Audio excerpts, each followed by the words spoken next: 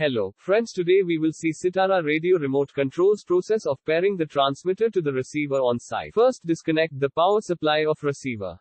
This is our start button. This is our emergency key.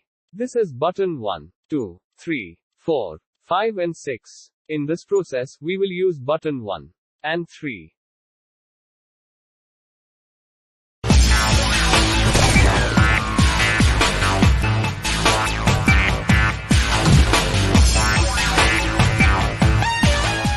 To start the transmitter to receiver pairing, first, remove the battery and press the emergency key. And then press buttons 1 and 3 simultaneously.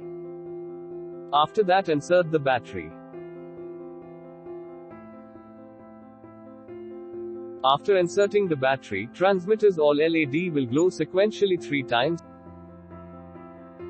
After that, S1 LED will glow, and battery indication will blink.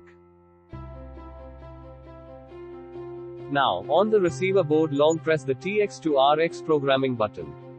Do not remove the finger on the TX to RX button, and turn on the power supply. After turning the power on, LTD720p will glow red on the receiver board, and LTD720p will start blinking green fast. Now long press button 5 on the transmitter, do not release button 5, and release the TX to RX programming button on the receiver board.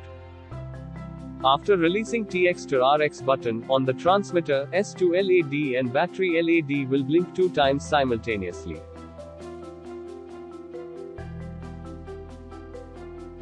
Whereas on the receiver, LTD9 and LTD11 should glow constantly, and LTD10 will blink.